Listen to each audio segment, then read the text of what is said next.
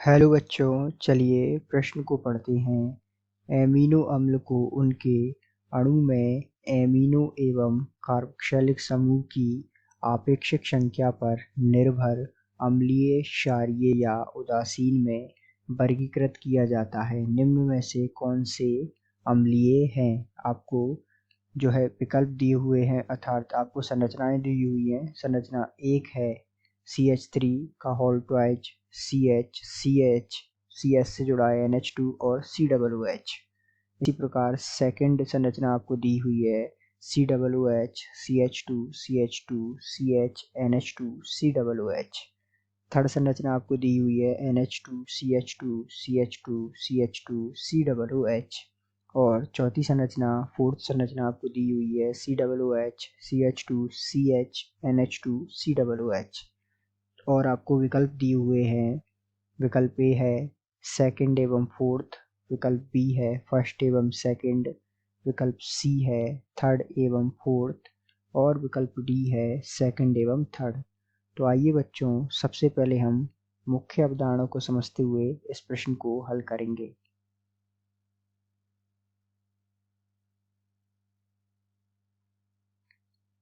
तो मुख्य अवधारणा के रूप में हमें यहाँ एक बात समझनी होगी कि ऐसे एमिनो अम्ल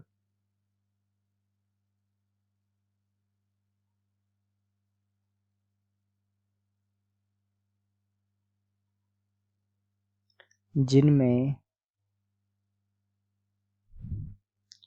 एक तो क्या है NH2 समूह पाया जाता है तथा संख्या में दो क्या पाए जाएं, अर्थात दो COOH समूह पाए जाएं। तो ऐसा एमिनो अम्ल कैसा एमिनो अम्ल कहलाएगा? ऐसा एमिनो अम्ल होगा अम्लीय एमिनो अम्ल कहलाता है।